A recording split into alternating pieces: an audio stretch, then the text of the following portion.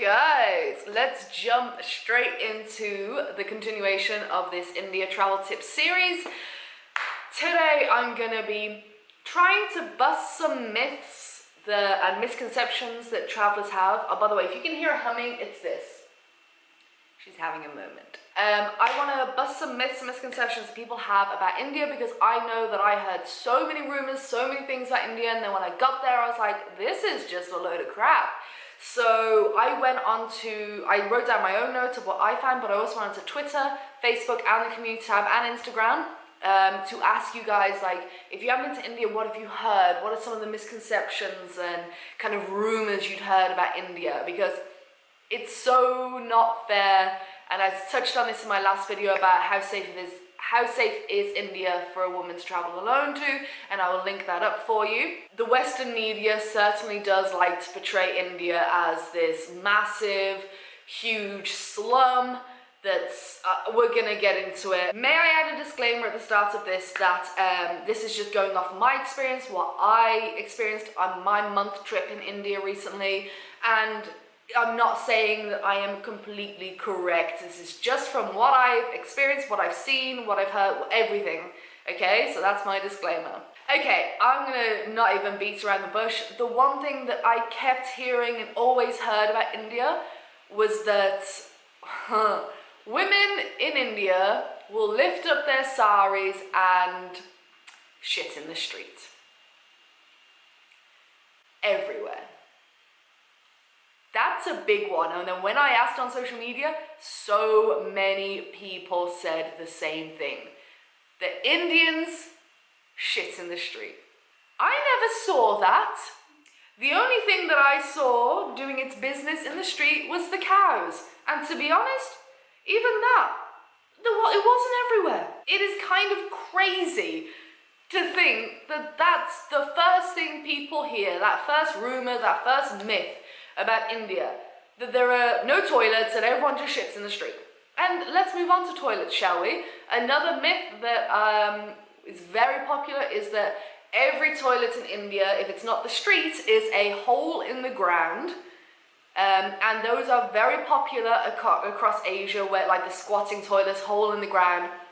I experienced in a month of traveling, I think I had to use 2 squatty, hole in the floor toilets in India. That, in a month, that is less than what I have used in the same period of time in Thailand, Vietnam, and Cambodia. India has Western toilets, and I was super happily surprised that most places, even the smallest of train stations, have Western toilets. You don't have to worry about that if that's what's concerning you. Another expectation, Delhi is filthy. All of it. Do you know how big Delhi is? It's massive, and it's all filthy. And this is one thing that I touched upon, especially like on Instagram and in my Delhi vlogs. By the way, I'll link the whole playlist of all my vlogs from India. The Delhi is disgusting, and it's all old. And the thing is, Delhi, you've got old Delhi and you've got new Delhi. And what really annoyed me is that when I got there, I realized, wow, all these vloggers I've been watching and bloggers and Instagrammers only show old Delhi. That's why I did a video specifically entitled showing you both sides of Delhi. The old Delhi is crazy, like it is, wow, there are very dirty parts of old Delhi. It's crazy, it's wild, there's a massive culture shock when you get there. I really enjoyed old Delhi, but it is a lot.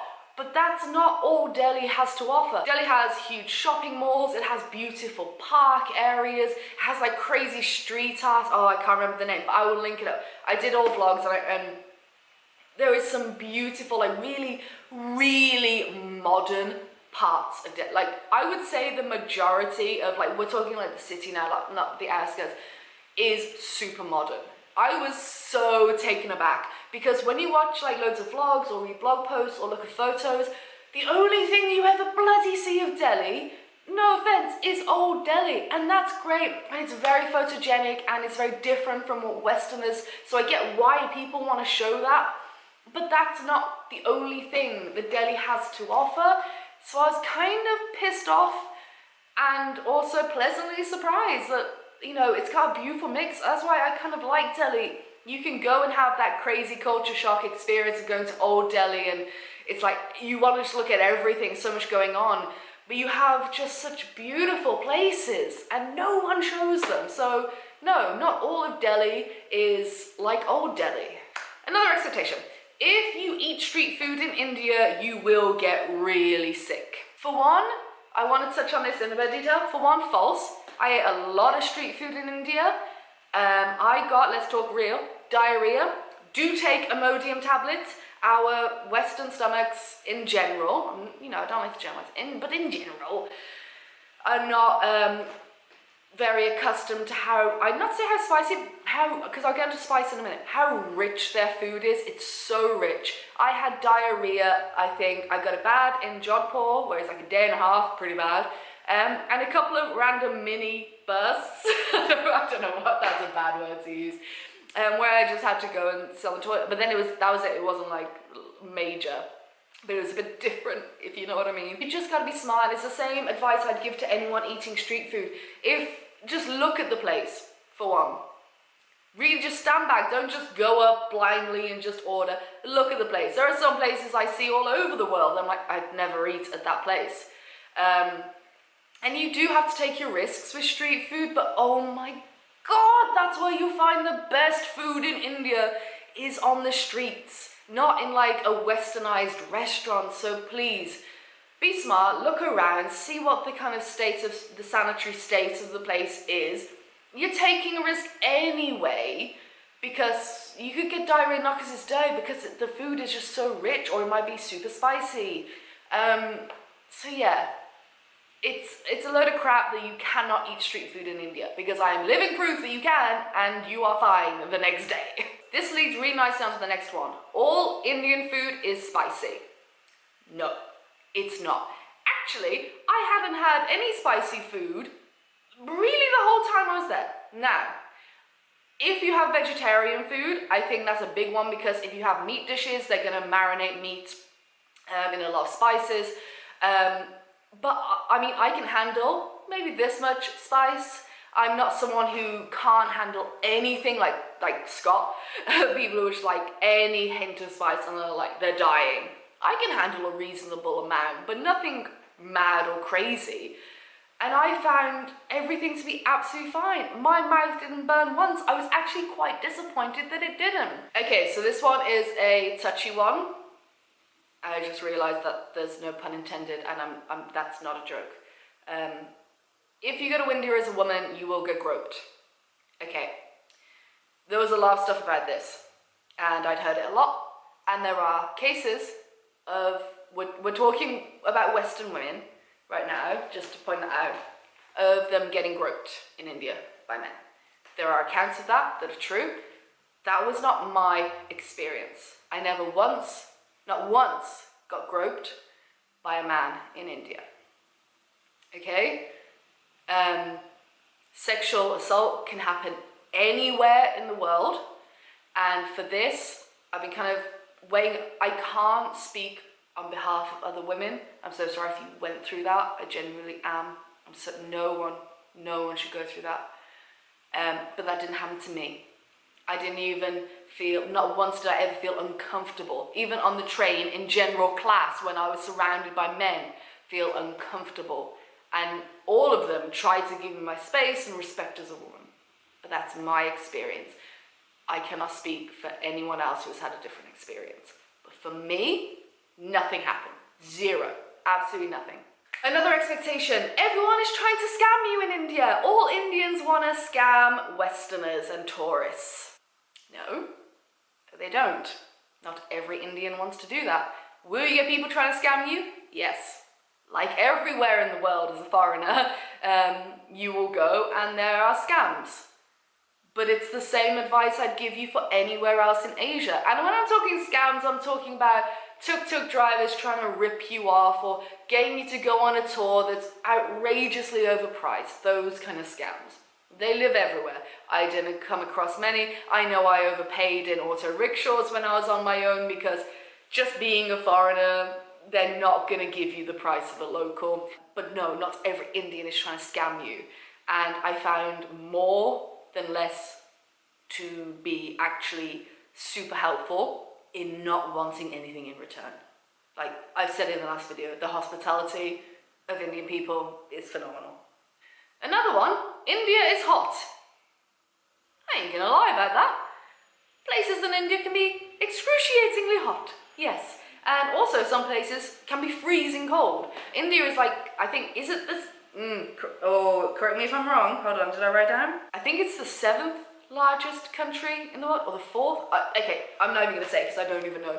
It's a massive country. You've got the Himalayas up north as well. You go up north in winter, it's cold. And the closer you get up north, the colder it gets. Down south, yeah, it's hot as balls. And sweaty. But not everywhere in India is constantly hot, just like Australia. Not everywhere in Australia is constantly burning hot. It's just a general misconception people have. Australia's massive, it's a very, you know, I think I can compare the two. People have the same misconception and, you know, but yeah, I mean, it's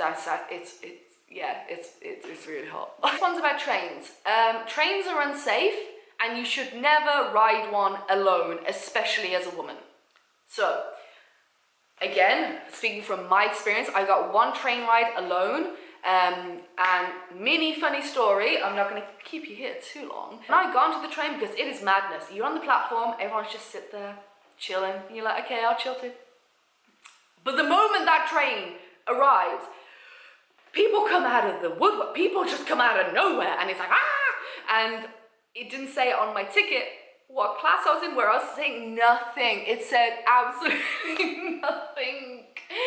So I just jumped on and I was like, oh, when the ticket guy comes around, we'll be able to find my seat. I jumped on general seated class on the wooden benches, rammed full. I was surrounded by men. No one really stared at me. No one really looked at me. I was sandwiched between 2 Indian guys. Both of them, I could see, were trying to give me space. They spoke to me. They were super nice. Nothing.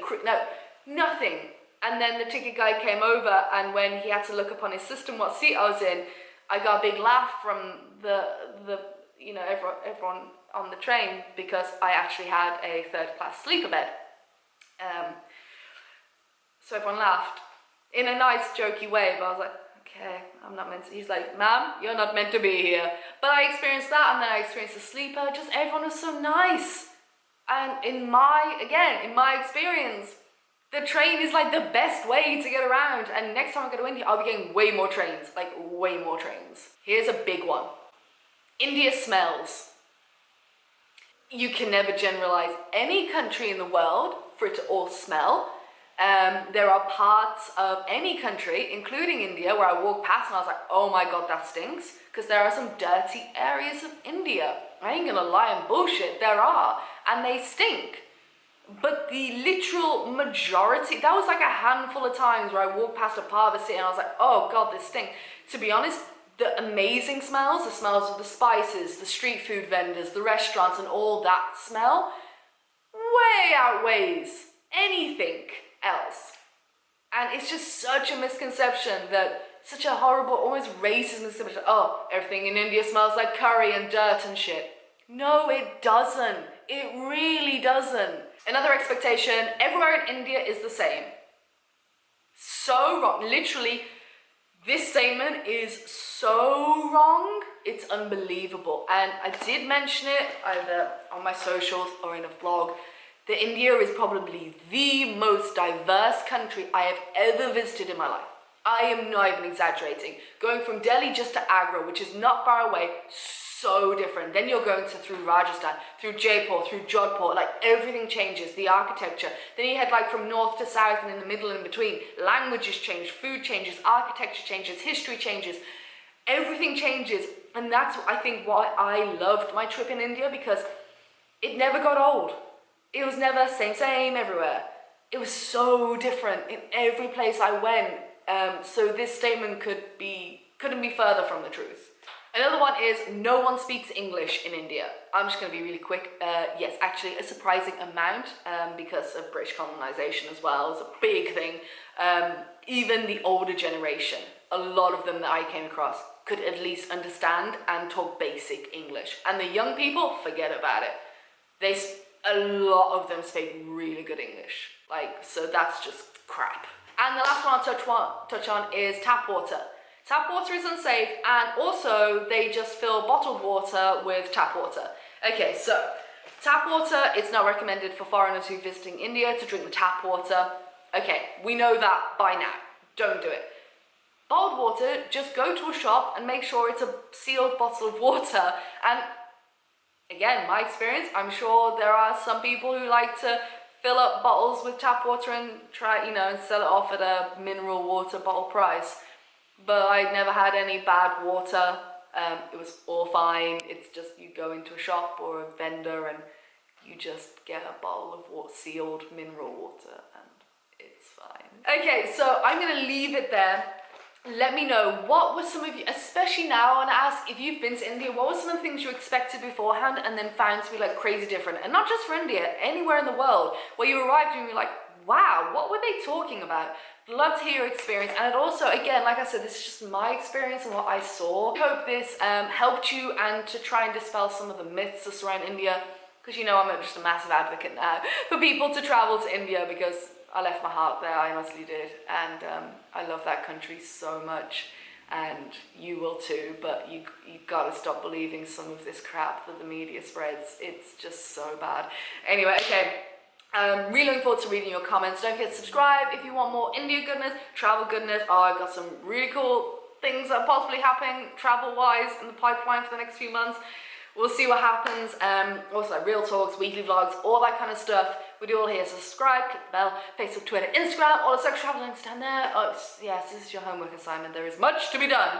And I will see you soon.